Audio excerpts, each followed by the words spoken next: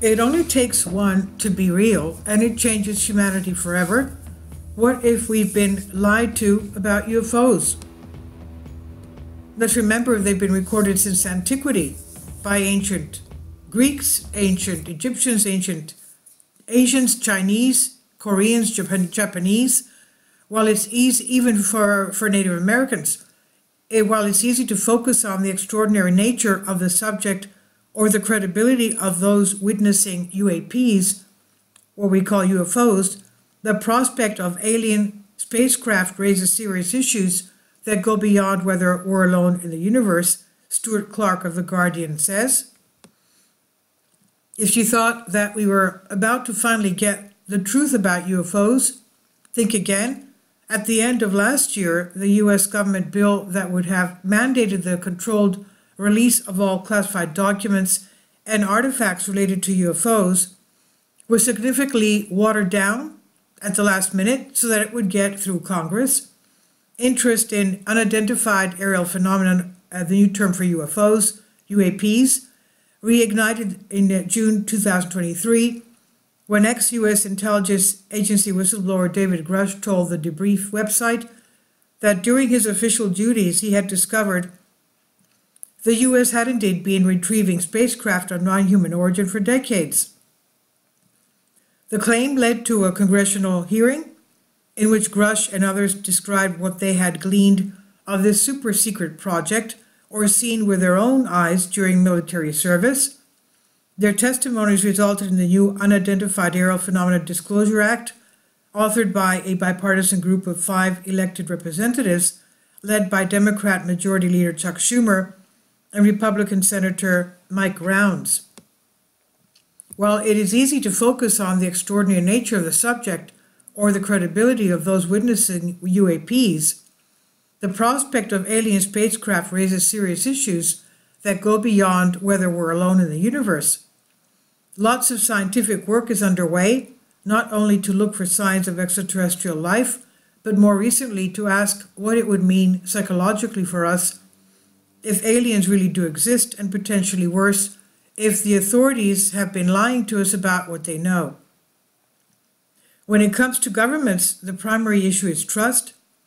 As Republican Congressman Glenn Grothman of Wisconsin explained in his opening remarks on July 26, the lack of government transparency regarding UAPs has fueled wild speculation and debate for decades, eroding public trust in the very institutions that are meant to serve and protect them.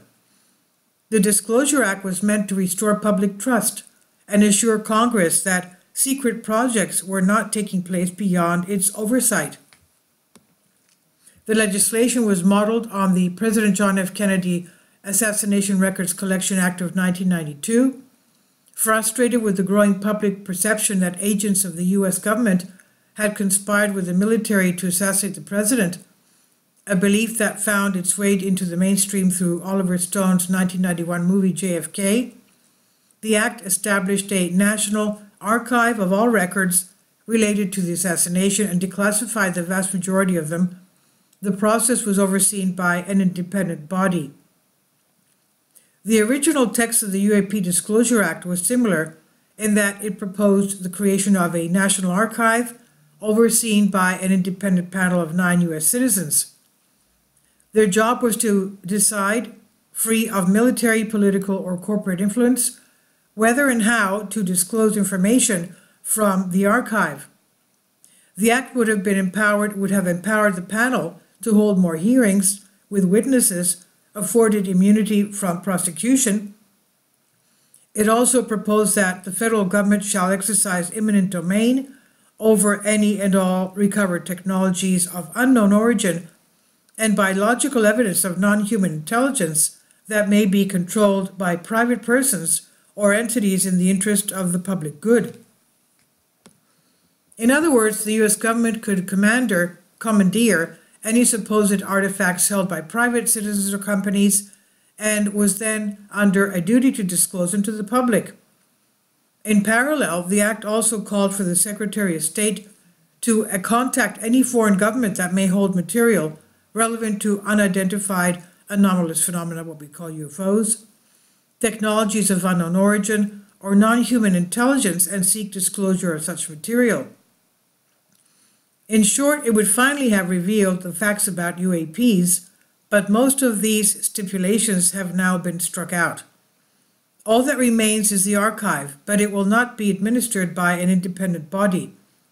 Following the vote, Schumer described the archive as a major win for government transparency, but then went on to say that it was an outrage that the proposed review board was not adopted.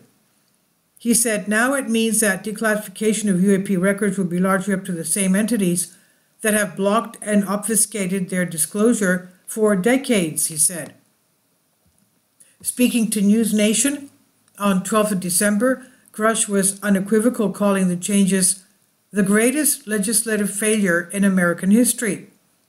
Not only has the act done little to improve transparency, it's already driving the suspicion that the U.S. government already does have something to hide.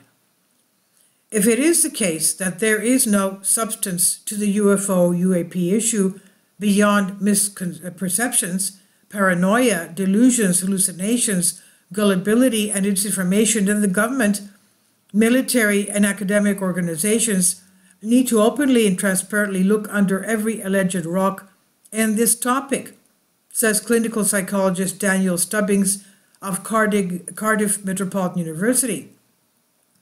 But they have chosen to do the exact opposite, which increases the suspicion that there is something to hide.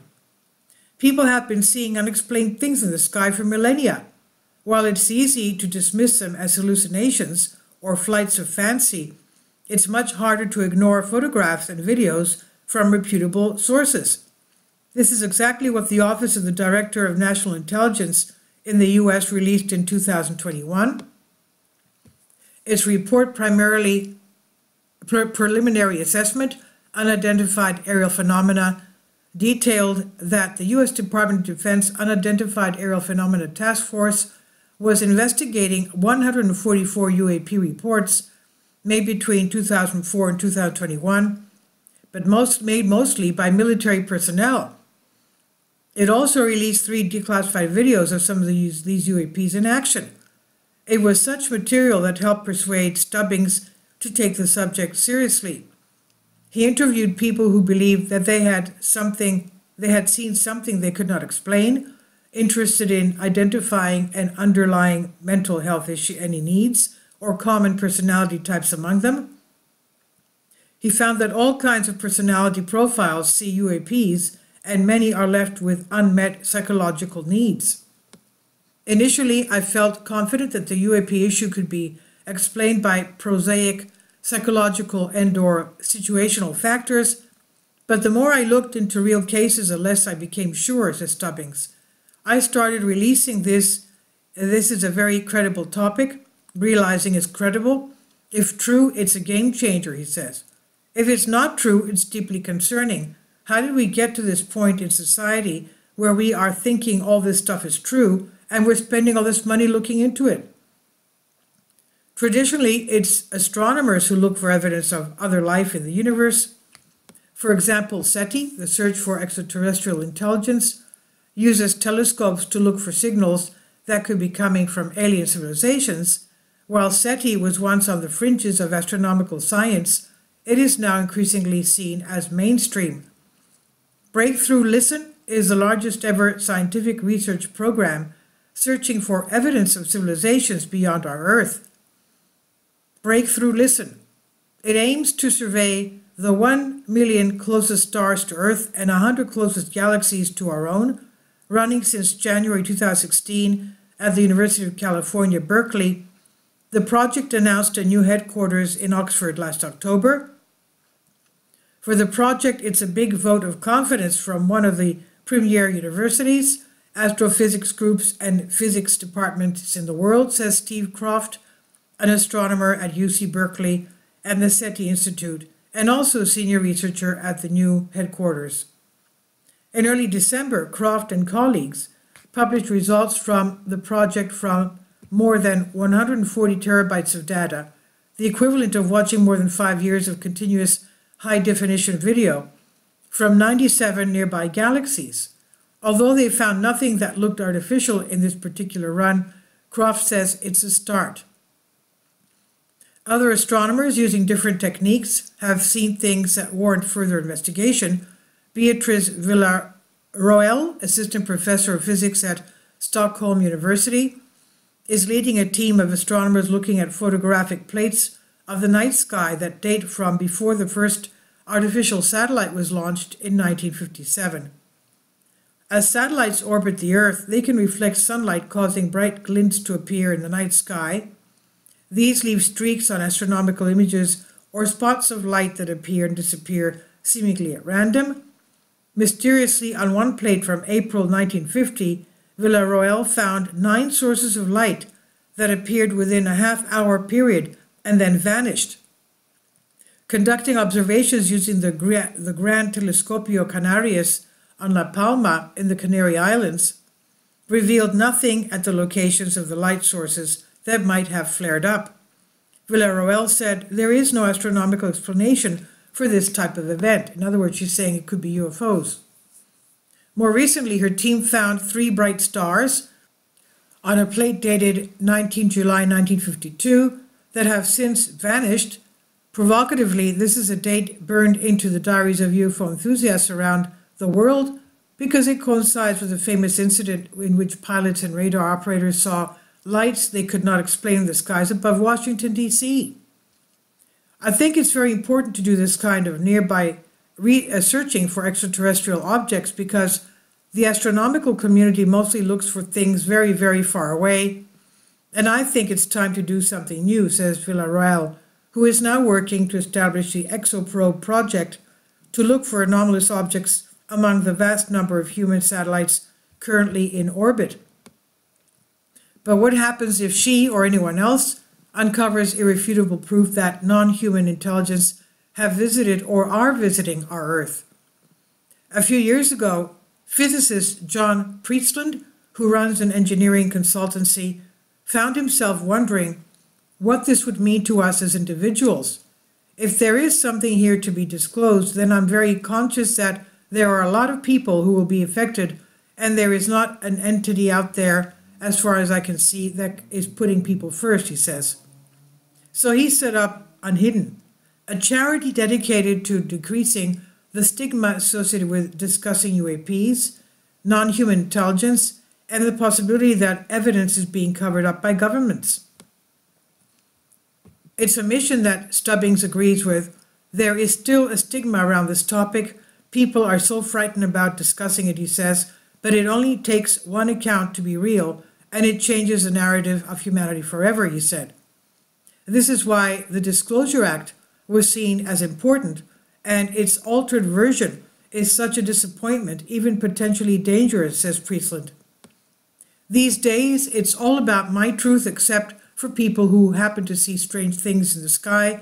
We don't legitimize their truth, he says. They need help and support, and we need to do that in the context of possible disclosure, because there might suddenly be 8 billion people who have to get used to the fact that they're being told that there is a very different worldview by exactly the organizations